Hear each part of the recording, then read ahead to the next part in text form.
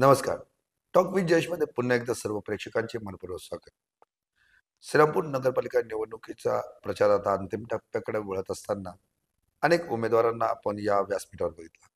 मात्र आता एक आणखीन चेहऱ्यासह आज आपण बातचीत करणार आहोत. तो युवा चेहरा म्हणजे या ठिकाणी रुपेश हरकर, जे प्रभाग क्रमांक 9 मधून त्यांच्या पत्नी या निवडणूक लढवत आहेत. गेल्या अनेक वर्षांपासून हिंदुत्ववादी कार्यकर्ते म्हणून ओळखले जाणारे रुपेश हरकल आज आपल्यासोबत आहेत. रुपेशजी, आपलं मनपूर्वक स्वागत. रुपेशजी, गेल्या अनेक वर्षांपासून आम्ही बघतो की आपण एक हिंदुत्ववादी चळवळीत काम करतायत. याची प्रेरणा कशी मिळाली आपल्याला? कोणाकडून प्रेरित होऊन आपण या हिंदुत्ववादी चळवळीकडे वळालो? खरं तर मी या शहरामध्ये जे पद्धतीने काम चालू केलं आणि ह्या हिंदुत्ववादी चळवळीमध्ये जो माझा काही उगम झाला असेल तो राष्ट्रीय स्वयंसेवक संघातून माझा उगम झाला. त्यानंतर मी बजरंग दल, विश्व हिंदू परिषद आणि आता मी भारतीय जनता पार्टीमध्ये युवा मोर्चामध्ये काम बघत आहे. तर ह्या संघटनेमध्ये काम करत असताना मला असे काही लोकही मिळाले की ज्यांनी मला वेळोवेळी सहकार्यही केलं आणि माझ्यासारख्या छोट्याशा कार्यकर्त्याकडून मोठ्या प्रमाणात कामही करून घेतले. आणि जे लोकोपयोगी कार्यक्रम किंवा लोकोपयोगी काम या शहरामध्ये करायचं होतं ते माझ्यासारख्या छोट्याशा कार्यकर्त्याकडून त्यांनी करून घेतले. असेही लोक मला मिळाले. तर त्यामध्ये आमचे विजय भैया जसवाल असतील, देवीदास चव्हाण असतील, हिरमजी आवटे असतील, हे जे मूळ संघाचे लोक आहे, तर ह्या लोकांनी माझ्याकडून मोठ्या प्रमाणात चांगल्या पद्धतीचं काम या शहरामध्ये करून घेतलं आणि माझ्यासारखा एक कार्यकर्ता घडवण्यामध्ये त्यांचा मोठा सहभाग आहे. हे करत असताना आपण आता ज्या पद्धतीने काम केलं, थोडं तुमच्या कामाची माहिती द्या. किती वर्षापासून आपण करतायत? कशा कशा पद्धतीचे हिंदुत्ववादी चळवळीतून आपण काम केलं? मी 2006 ते 2025 19 वर्ष ह्या हिंदुत्ववादी चळवळीमध्ये काम करत आहे. परंतु मी कधीही वेगळ्या विचाराच्या संघटनेशी अटॅच झालो नाही, कारण की माझे विचार या संघटनेशी जुळलेले होते. मी त्या संघटनेत तयार झालो आणि आज मी भारतीय जनता पार्टीमध्ये शेवट या ठिकाणी काम करतोय. पण आज भारतीय जनता पार्टीमध्ये असताना पण माझ्यासारख्या छोट्याशा कार्यकर्त्याला, छोट्याशा कुटुंबात मी जन्म घेतला आणि त्या छोट्याशा कार्यकर्त्याला भारतीय जनता पार्टीने न्याय दिला आणि माझ्या कुटुंबामध्ये प्रभाग 9 मध्ये माझी पत्नींना तिकीट दिलं या शहरामध्ये. मी हातगाडीपासून सुरुवात केलेला व्यावसायिक कार्यकर्ता आहे. आम्ही त्यानंतर वेगवेगळ्या माध्यमातून मी काम केलं. त्यामध्ये टेम्पो चालवणे असतील किंवा कॅन्टीन चालवणे असतील, असे वेगवेगळे मी काम केले या ठिकाणी. नाही, या राजकारणामध्ये ज्यावेळेस आपण पदार्पण केलं, मग विश्व हिंदू परिषद असेल, बजरंग दल असेल, कशा पद्धतीने काय नेमके काम केलं त्याच्यात असं?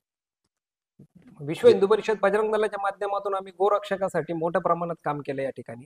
हजारो गाया वाचवण्याचा आमचा या ठिकाणी सहभाग आहे आणि त्या सहभागामध्ये आम्ही मालूकाकांची गोशाळा असन किंवा संगमनेरमध्ये असन, तिकडे प्रवारा संगममध्ये असेल, या ठिकाणी हजारो गायांना पोच केलं आणि आम्ही गोरक्षकाचं काम करत असताना रस्त्यावर संघर्ष केला. कधी छत्रपती शिवाजी महाराजांच्या अश्वरूढ मूर्तीसाठी या शहरामध्ये मोठ्या मोठ्या आंदोलनामध्ये माझा सहभाग होता. आता छत्रपती शिवाजी महाराजांचा ज्या आंदोलनाचा विषय आहे, आज छत्रपती शिवाजी महाराजांच्या नावाने या शहराला म्हणजे छत्रपती शिवाजी महाराज चौक म्हणून ओळखलं जातं.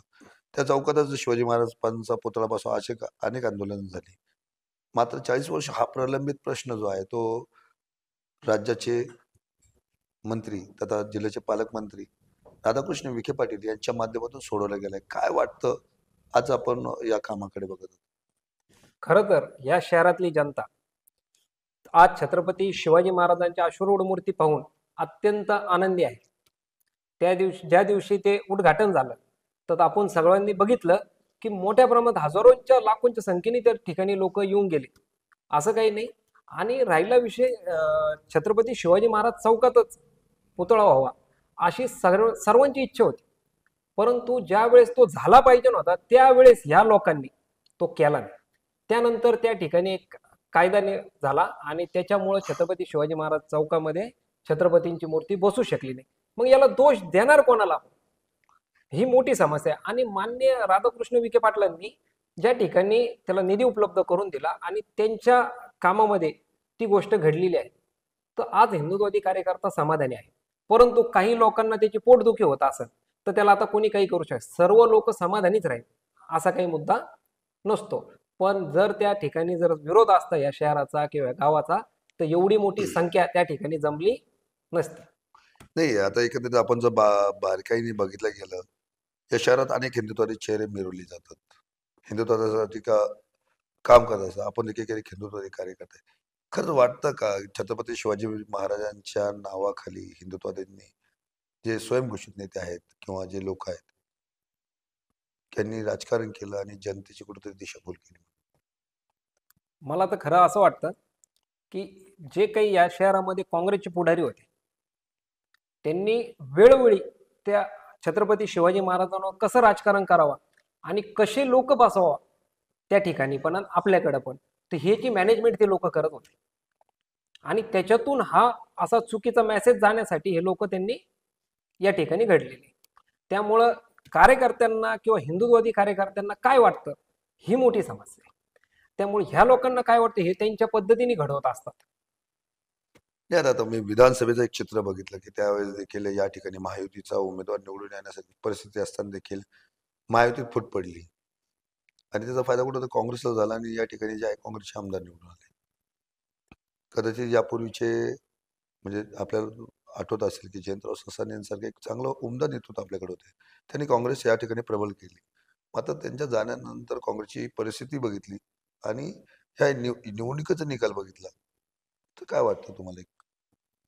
खरं असं आहे ते की आपण जर ही गोष्ट बघितली, तिरंगी चौरंगी लढत आपण विधानसभेला बघितली, तर तिथं खरोखर हिंदू समाजाचं आणि हिंदुत्ववादी लोकांचं नुकसान झालं.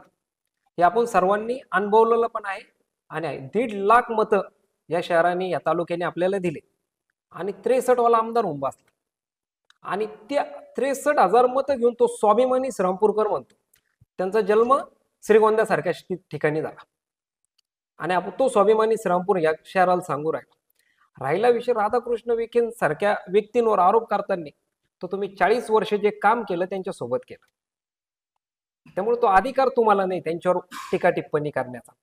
40 वर्षाच्या तुमच्या राजकारणामध्ये जर बघितले तर त्यातले जास्तीत जास्त काळ तुम्ही त्यांच्या नेतृत्वाखाली काम केलेलं आहे आणि आज कुठंतरी त्यांनी भारतीय जनता पार्टीचा मार्ग स्वीकारला, हिंदुत्ववादी विचार स्वीकारले म्हणून तुम्ही त्यांच्यावर टीका करत असाल तर ही चुकीची गोष्ट आहे. ते विचार मला आजही पडू शकता आणि माझ्यासारख्या कार्यकर्त्याला 19 वर्षापूर्वीच त्या विचारांनी प्रेरित केलं होतं. पण राधाकृष्ण विखे सारख्या माणसांना त्यांना असं वाटलं की 2019ला ते प्रेरित झाले त्या विचारांशी, तर चांगली गोष्ट आहे, आम्हाला त्याची कुठेही दुमत नाही.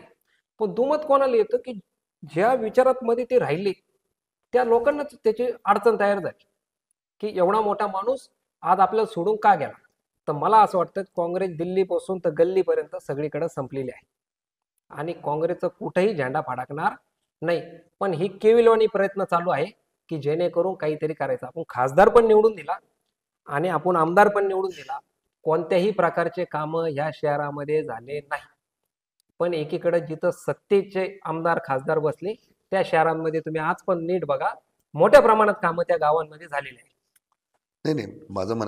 माझा प्रश्न जो एक दुसरा प्रश्न त्यात दडलेला होता, तो आपल्याला समजला नाही कदाचित, की या ठिकाणी जे आहे काँग्रेसचा त्याचा फायदा होतोय. फायदा झाला, जनतेने त्यांना स्वीकारला आज ते आमदार होऊन आहेत. मात्र या ठिकाणी महायुतीचा आमदार होण्याची शक्यता होती, वर्तवली जात होती. मात्र महायुतीतील काही स्वयंघोषित नेत्यांनी या ठिकाणी उमेदवारी अर्ज टाकली, कोणाला पाठिंबा दिला. म्हणजे अशा अनेक घटना ज्या घडल्या, त्याचं नुकसान झालं. म्हणजे हिंदुत्ववाद्यांनीच हिंदुत्ववाद्यांचा घात केला असं म्हणता येत नाही का? खरं तर तसं तुम्ही म्हणता त्याप्रमाणे पण घातही असू शकतो. परंतु मला असं वाटतं की ह्या ठिकाणी हे काही काँग्रेसचे पुढारी हे पैशाने असतील किंवा बाकीच्या त्यांच्या ताकदीने असतील, ह्या शहरामध्ये त्यांनी 40-40 वर्ष सत्ता भोगली. त्यामुळे ते इतके मजबूत झालेले लोक आहे की ते बराबर ह्या छोट्या छोट्या चळवळींमध्ये फूट कशी पाडायची, त्यांच्यामध्ये वेगवेगळं कसं लढवायचं हे त्या लोकांना जमतं आणि आमच्यासारख्या कार्यकर्त्यांना ते त्या पद्धतीने हे करत नाही, असतात. म्हणजे परंतु ह्या गावामध्ये सगळेच कार्यकर्ते हिंदुत्ववादी तसे नाहीये. काही क्वचित लोक असतील, नाही मला त्या लोकांवर चर्चा करायची मुळीच नाही. का नाही करायची, त्यांची तेवढी पात्रता पण नाही. नाही, आता राजकीय गप्पांकडून आता तुमच्या निवडणुकीकडे थोडंसं वळूया आपण. काय एकंदरीत काय अजेंडा आहे तुमचा निवडणुकी प्रभाग क्रमांक 9च्या संदर्भात? कशा पद्धतीने विकास राहणार आहे? आज आपल्या धर्मपत्नी ज्या आहेत त्या तिथून त्या ठिकाणी आहेत. मी तुम्हाला आत्ताच सांगितलं की माझ्यासारख्या छोट्याशा कार्यकर्त्याला ज्या पद्धतीने भारतीय जनता पार्टीच्या माध्यमातून न्याय दिला, त्यामध्ये आमचे नेते राधाकृष्ण विखे पाटील असतील, सुजयदादा विखे पाटील असतील, त्यानंतर जिल्ह्याचे अध्यक्ष नितीन दिनकर असतील, आमचे नेते दीपक अण्णा पठारे असतील आणि संजयजी फंड असतील, यांच्या माध्यमातून माझ्यासारख्या कार्यकर्त्याला न्याय मिळाला. परंतु माझी आजही त्या वार्डामध्ये नाळ जोडलेली आहे. मी मागच्या 40-45 वर्षांमध्ये म्हणजे माझे वडील, आम्ही सर्व लोकांनी त्या वार्डामध्ये काम केलेलं आहे, बघितलेलं आहे. आणि आजची कंडिशन पण अशी आहे की त्या वार्डामध्ये आमचा प्रत्येक कुटुंबाशी संपर्क आहे. मागील 3-4 वर्षापूर्वी कोरोनासारख्या काळामध्ये आम्ही एकही दिवस घरात नव्हतो. आमच्या आरंभ प्रतिष्ठानच्या माध्यमातून असन, भारतीय जनता पार्टीच्या माध्यमातून असन, आम्ही प्रत्येक वेळेस लोकांच्या सेवेसाठी उपलब्ध होतो. आणि रुपेश हरकल हे नाव असं आहे की जिथं रुपेश हरकल दिसन तिथं जय श्रीरामचा नारा दिसन, हे नावच असं आहे. आणि आज पण वार्डामध्ये ना रुपेश हरकलला बघून प्रत्येक व्यक्ती हा जय श्रीराम केल्याशिवाय राहत नाही. माझं म्हणणं असं आहे की आता या निवडणुकीत त्या प्रभागात प्रश्न काही प्रलंबित आहेत का? कशा पद्धतीने त्या त्या वार्डाचा विकास होणं बाकी आहे का? आणि आपण कशा म्हणजे या पक्षाच्या माध्यमातून आता राधाकृष्ण विखे पाटील असतील, सुजयदादा विखे पाटील असतील किंवा राज्यामध्ये मुख्यमंत्री देवेंद्र फडणवीस असतील, यांच्या माध्यमातून कसा विकास घडवणं त्या भागात?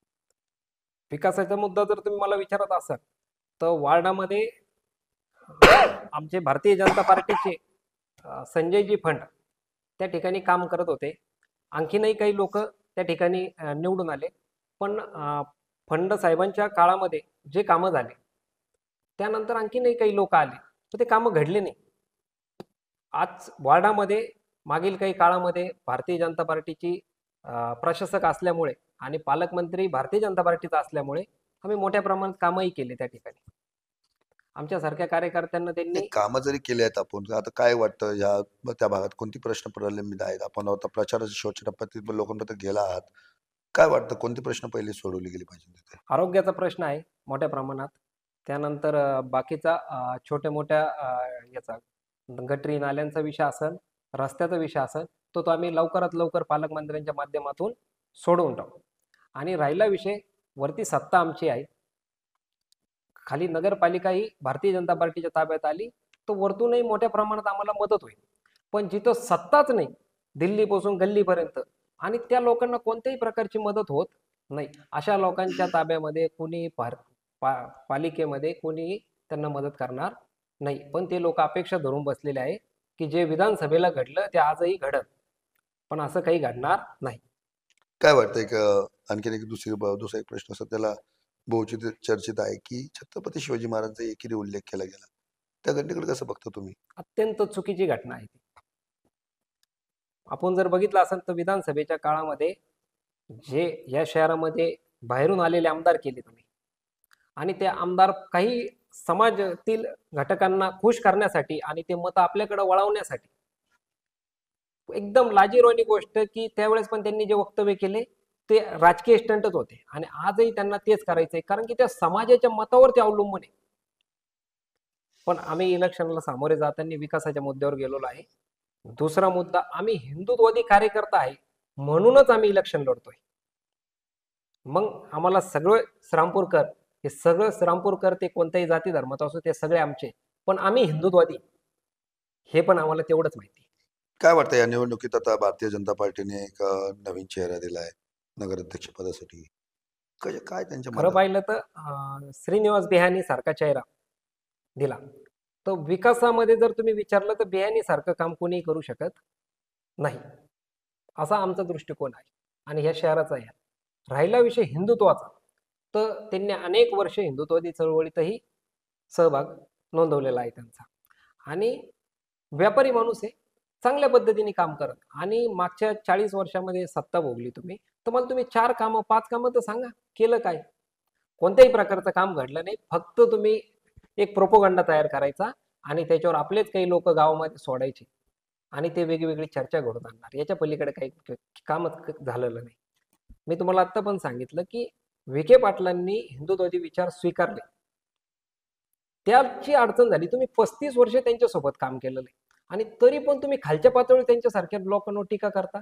35 वर्ष तुम्ही काम केलं त्या लोकांशी, त्यांच्या नेतृत्वाखाली. मग तुम्ही अशी टीका करणं आणि अशा पद्धतीने राजकारण करणं हे चुकीचं आहे. काय वाटतं आपण जनतेपर्यंत जात आहेत या निवडणुकीत जनता आपल्याला स्वीकारेल का? काय विश्वास आहे आपला? 100% स्वीकार. माझ्यासारखा कार्यकर्ता, माझा उगम एक हातगाडीपासून झालेला आहे. मी एक हिंदुत्ववादी कार्यकर्ता आहे. माझी ओळखच ती आहे आणि मला आज या शहरामध्ये भारतीय जनता पार्टी सारख्या पक्षांमध्ये तिकीट भेटलं. यातच माझा विजय आहे. मला एका शब्दात सांगा की जर तुम्ही नगरसेवक झालात तर तुम्ही मला नगरसेवक झालात तर जनतेसाठी काय? जनतेसाठी मी 24 तास उपलब्ध आहे. काल पण होतो. मी उद्या नगरसेवक झालो. माझ्या कुटुंबातली माझी पत्नी नगरसेवक पदासाठी उभी आहे. जरी ती झाली तरी पण मी 24 तास उपलब्ध आहे आणि उद्या तुम्हाला असं वाटत असेल कदाचित मी नाही झालो तरी पण मी 24 तास उपलब्ध आहे. म्हणजे मी कधीही थांबलो नाही. मी ज्या चळवळीत काम केलं, मी 24 तास काम केलं आणि कोणालाही विचारून घ्या तुम्ही, मी कायमस्वरूपी रस्त्यावर असतो. दुसरा प्रश्न माझा शेवटचा प्रश्न आहे की जर जनतेने तुम्हाला संधी दिली त्यांच्या सेवा करण्याची आणि पालिकेत निवडून दिले, पुढच्या वेळेस जेव्हा जनतेकडे तुम्ही मतं मागायला जाणार किंवा पुढच्या वेळेस जेव्हा तुमचं नाव त्यांच्या तोंडावर राहील तेव्हा त्यांनी काय म्हणलं पाहिजे? हिंदुत्व हा माझा नारा आहे. तिथं माझा उगम झाला नाही. पण त्यांनी मला फक्त हिंदुत्व म्हणून मत नाही दिलं. त्यांच्या वार्डाचा विकास पण झाला पाहिजे म्हणून पण मत दिलेलं आहे मला. तर मी दोन्ही गोष्टीला त्यांच्या बांधील राहील. नक्कीच. या ठिकाणी टॉक टू जयेश या विशेष कार्यक्रमामध्ये आता आपण प्रभाग क्रमांक 9 मध्ये ज्या महिला उमेदवार आहेत त्यांचे पती जे आहेत, जे अनेक वर्षांपासून या हिंदुत्वादी चळवळीत काम करतात अशा रुपेश हरकल यांच्याशी चर्चा केली आणि त्यांचे विचार ऐकले. त्यांनी देखील अनेक विषयांना हात घालून त्याच्या राजकीय गेल्या अनेक वर्षांचा जो अनुभव आला आहे, जे कसे उगम झालं त्या संदर्भात माहिती दिली. त्याचबरोबर अनेक राजकीय विषयांना हात घालून त्यांनी त्यांचं मत व्यक्त केलं. चला, डॉक्टर जयेशमध्ये आता आपण इथे थांबूया. पुन्हा भेटूया एका नवीन चेहऱ्यासोबत. तोपर्यंत नमस्कार. जय श्रीराम.